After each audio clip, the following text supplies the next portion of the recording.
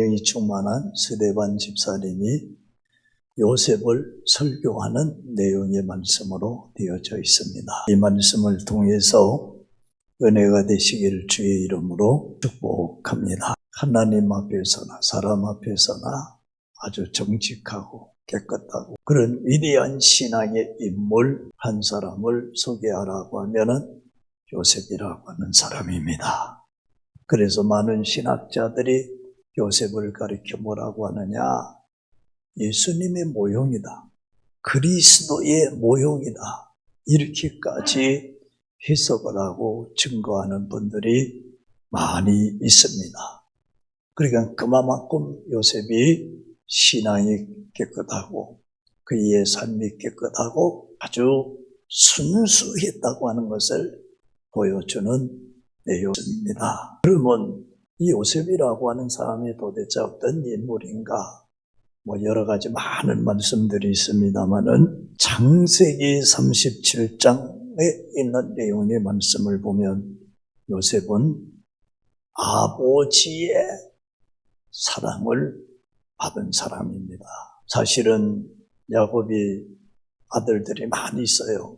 그런데 그 아들들 중에서도 특별히 이 요셉을 더 사랑했다 그랬습니다. 나이가 많아서 모든 아들이기 때문에 그렇습니다. 어릴 때부터 사랑받고 자라야 합니다. 사람에게도 사랑받고 특히 하나님의 사랑을 받고 자라야 합니다. 나중에 커서 훌륭한 인물이 됩니다. 어린 아이들은요 무조건 사랑해야 합니다.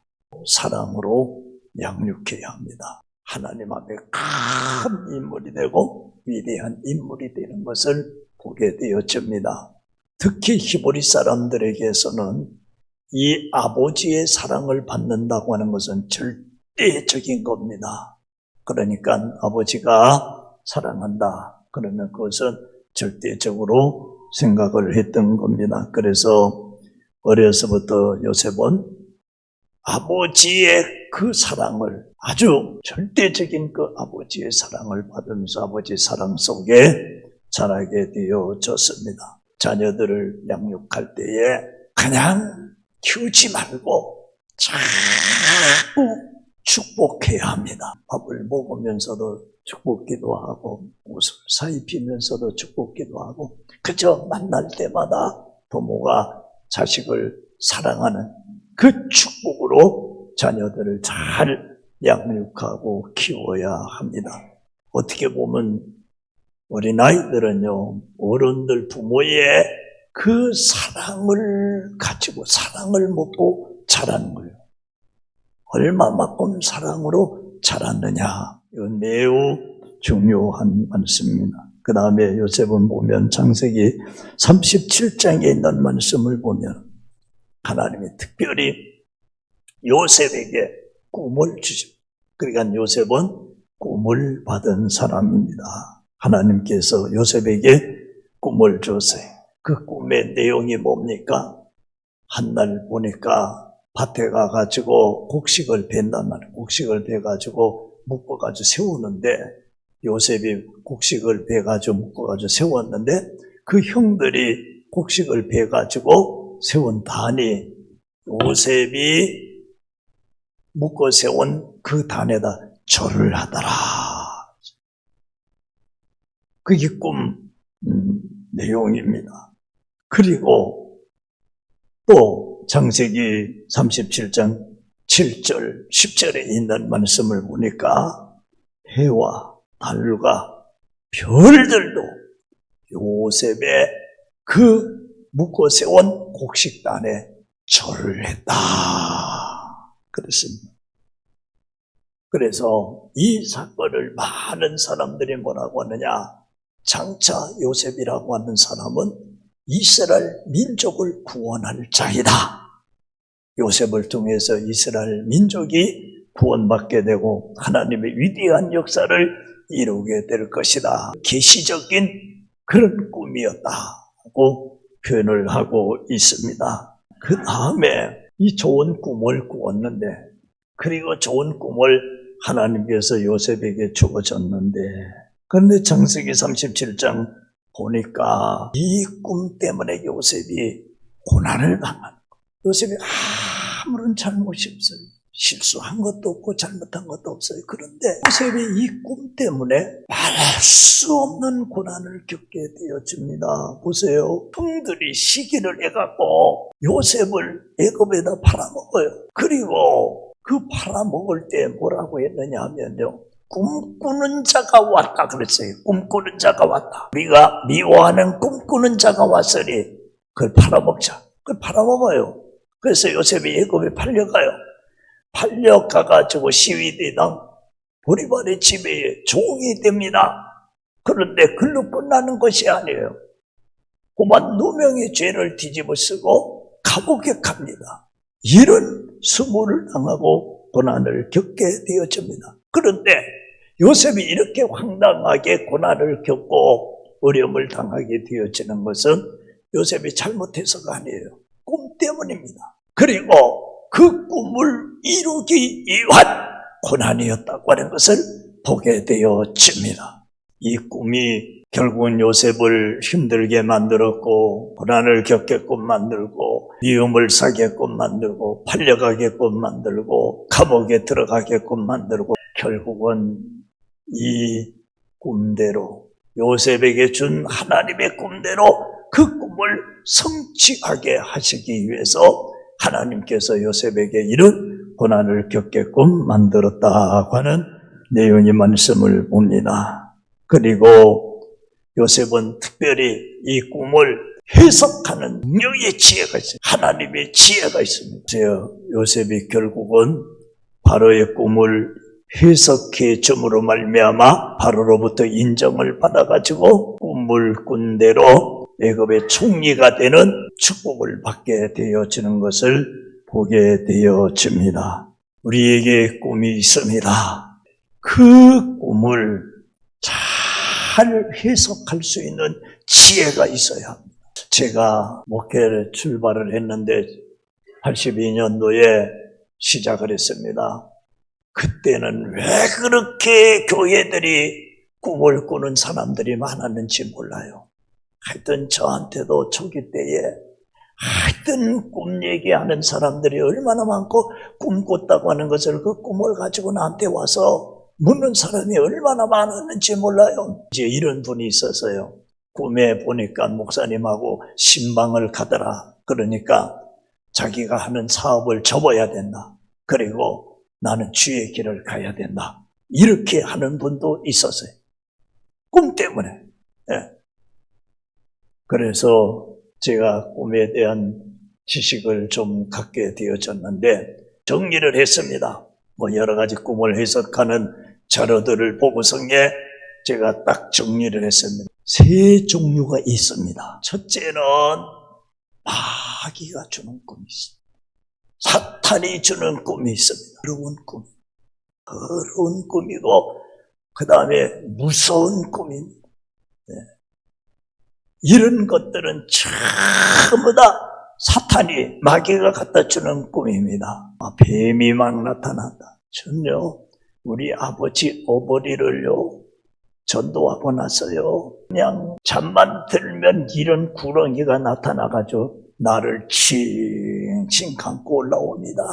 그래가지고 다급해가지고 칭칭 감고 올라온 그 뱀이 입을 딱 올려서 나를 물으려 할 때 내가 워낙 다급하네. 주여! 하고 주여 소리를 지르고 나면 그 구렁이, 그 뱀이 불에 타가지고 연기가 물어나. 제가 구렁이를 여러 마리 잡았습니다. 악한 논수마귀 사탄이요, 꿈을 통해서도요, 방해를 하고 신앙을 방해하고 믿음을 방해하고 예수 믿지 못하도록 방해하는 그런 역사가 있습니다. 그래서 사탄이 주는 꿈인지 하나님이 주신 꿈이 분별할 수 있는 능력이 있어야 합니다. 만약에 사탄이 준 꿈인데, 마귀가 준 꿈인데 그것을 따라가면 어떻게 되겠습니까? 큰일 나지요. 그 다음에 두 번째로 꿈이 있습니다. 그게 뭔 꿈이냐? 의식 반영의 꿈이 있습니다. 여러분들요, 내가 평상시에 사모했는데 꿈에 만나는 경우가 있어요. 그런 꿈 꿨지요, 여러분들요. 그러니까 자기가 평상시에 사모했는데 꿈속에 만나는 거예요. 여러분들 어릴 때 보세요. 어린아이들이 꿈을 꿉니다. 엄마 나 막 날아갔어. 막 날아다녔어. 막 날아다녔다는 거예요. 저도 기억이 납니다. 어릴 때요. 높은 데 올라가지고 탁 내리뜁니다. 그러면 그냥 비행기같이 막 날아다닙니다. 여러분들. 네, 날아다니. 이 어릴 때 주로 이런 꿈들 많이 꾸잖아요. 그리고 어른이 됐을 때도요. 내가 누구를 지독하게 미워해서 아주 원수처럼 미워했는데 그런데 어느 날 꿈에 외나무다리에서 탁 만나는 거예요. 여러분들, 그러니까 사람의 무의식 세계가 그 무의식 세계, 의식 반 그런 꿈을 통해서 무의식 세계, 의식 세계가 정화되어지는 거예요. 꿈을 꾸고서 회개하는 사람도 있잖아요. 할렐루야, 아멘. 아니 그런 거 있잖아요. 회개하잖아요. 꿈 꾸고 회개하잖아요. 제가 2층 그 여관하고 붙어 있는데 건물로도 갔을 때 여관주인 나 죽인다고 했잖아요. 보세요. 그 양반의 꿈에 여호와의 사자가 나타나가지고 칼을 들고서에 말이에요. 목에다 갖다 대고서에 너 죽인다. 목사 건드리면 너 죽인다. 살래 죽을래. 내가 얘기한 게 아니고 그분이 나한테 얘기한 거예요. 그래가지고 살려달라고. 다시는 안 그럴 테니까 살려달라고 말이에요. 그랬더니 그때부터 자유함을 얻어가지고 목사님 마음껏 목회하세요. 전화기 내주고 선풍기 갖다 주고 샤워장 주면서 여름에 땀을 뻘뻘 흘리고 올라가면은 목욕하라고 샤워장까지 내주고 그러잖아요. 더 중요한 꿈이 있으면 그게 뭐냐 하면은 하나님이 주시는 꿈입니다. 여러분들 하나님이 주시는 이 꿈을 꾸시기를 주의 이름으로 축복합니다. 요셉과 같이 하나님이 주시는 꿈을 여러분들 그 하나님이 주신 꿈은요 정말로 오묘합니다. 하나님이 주신 꿈은 깨끗한 꿈입니다.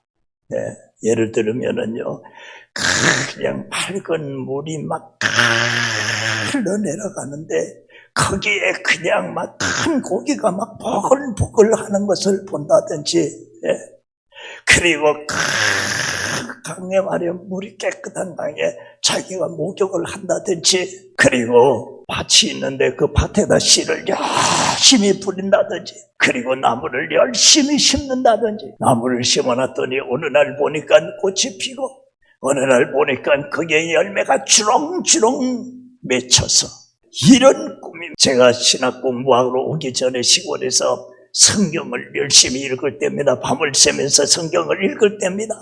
그런데 하나님 보여주시는데, 꿈으로 보여주시는데 성경책을 짊어지고서 내가, 그런데 큰 강이요, 강물을 건너가라. 아니 배도 없고 그런데 어떻게 건너가요? 그러니까 건너가라. 예, 알았습니다. 그러니까 그냥 다리가 쫙 나죠. 예 하니까 다리가 쫙 나지더라고. 그 다리를 쫙 걸어가는 거예요. 짊어져. 한 중간쯤 갔는데 뭐라 그래?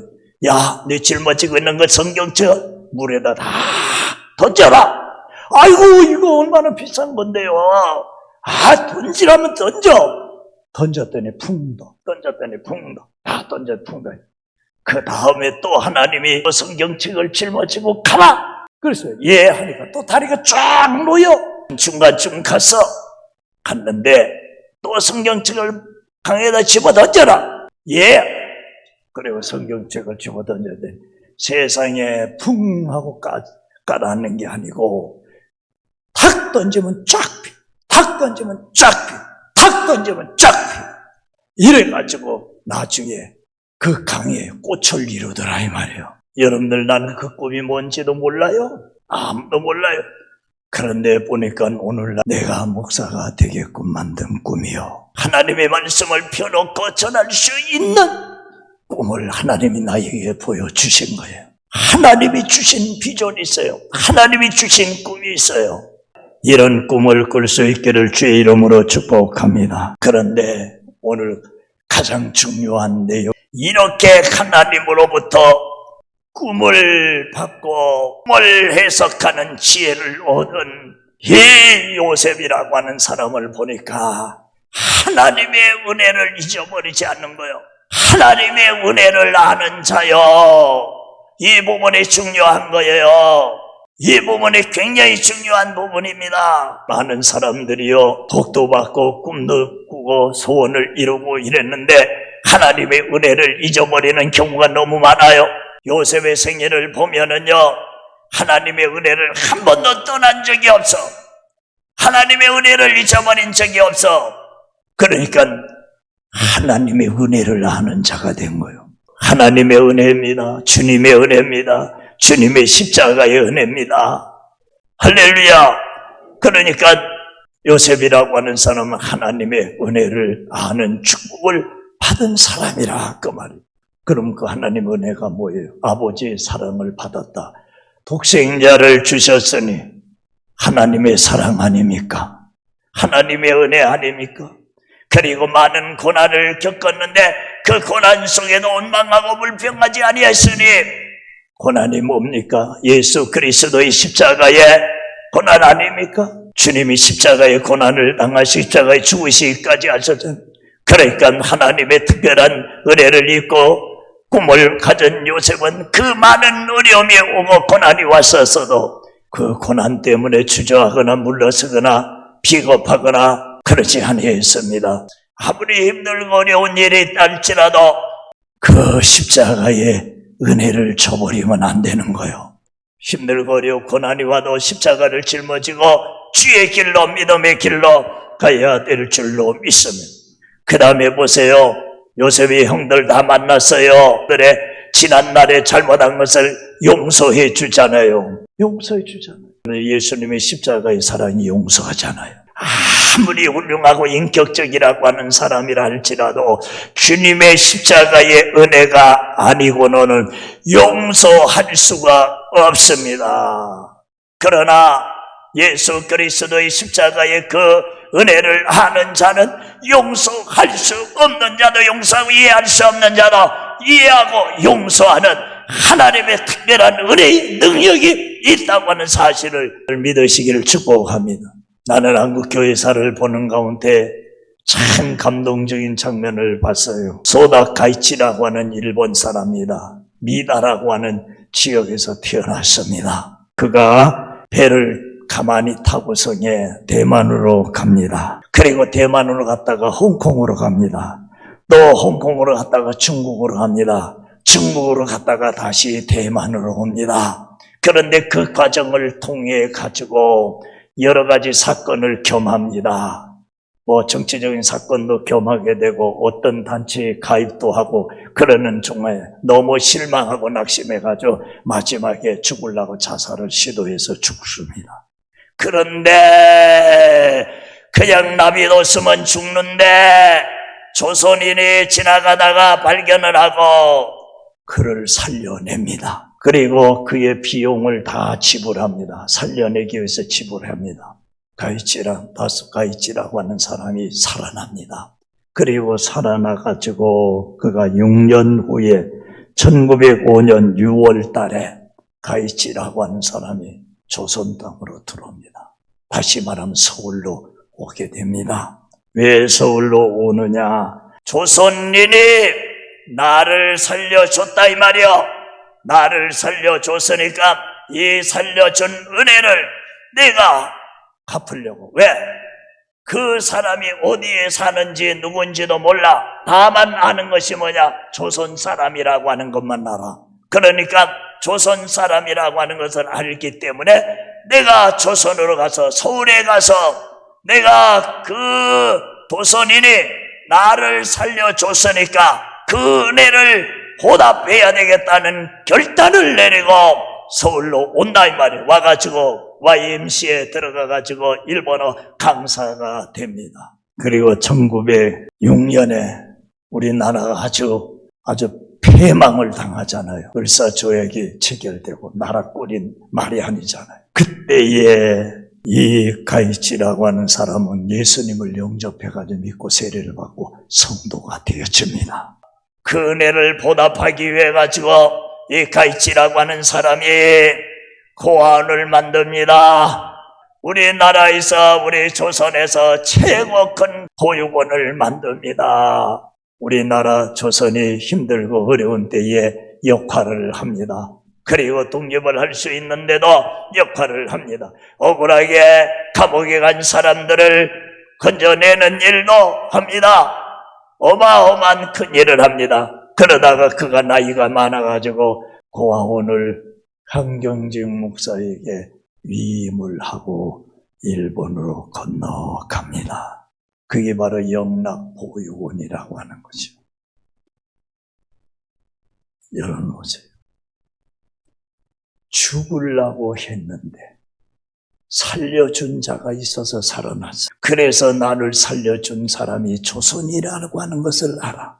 누군지를 모르니까 내가 조선에 가서 그 은혜를 갚아야 되겠다고 하면서 평생 조선을 위해서, 대한민국을 위해서 평생을 헌신의 제물이 되고 고아의 아버지가 됐다 이 말이에요. 사랑하는 성도 여러분, 주님이 나를 구원해 주셨습니다. 은혜를 주셨습니다. 성령을 부어주셔서 하나님의 자녀로 만들어 주셨습니다. 여러분들 이 은혜를 아는 자가 되어져야 합니다. 이 은혜를 갚아야 됩니다. 이 은혜를 보답하는 자가 되어야 합니다. 우리가 살다 보면은 하나님의 은혜를 잊어버릴 때도 있으면 사람이 은혜도 잊어버릴 때가 있어요. 그런 건 어쩔 수가 없겠죠. 사람이니까. 그러나 여러분들 은혜를 배신하지는 마시기를 바랍니다. 배은망덕하지는 말기를 바랍니다. 은혜를 갚지 못할 망정 은혜를 배은망덕하지. 성경의 위대한 신앙의 인물들은요, 하나님의 은혜를 떠난 적이 없어. 아무리 힘들거려도 하나님의 은혜를 떠나지 않았어. 그 십자가의 은혜를 떠나지 않았어요. 사랑하는 성도 여러분, 우리가 살고 있는 세상 지금 힘듭니다. 여러 가지 모양으로 불편한 게 많이 있습니다. 코로나 때문에 얼마나 힘들고 어려운 일이 많이 있습니까? 여러분들 아무리 힘들고 어려워도 하나님의 은혜를 저버리지 말기를 바랍니다. 기도를 포기하지 말기를 바랍니다.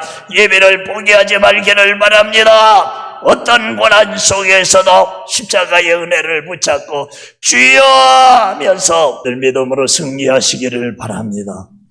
결국은 요셉은 이렇게 함으로 말미암아 그의 꿈대로 애굽의 국무총리가 되는 이 놀라운 은혜와 축복을 받게 되어졌습니다.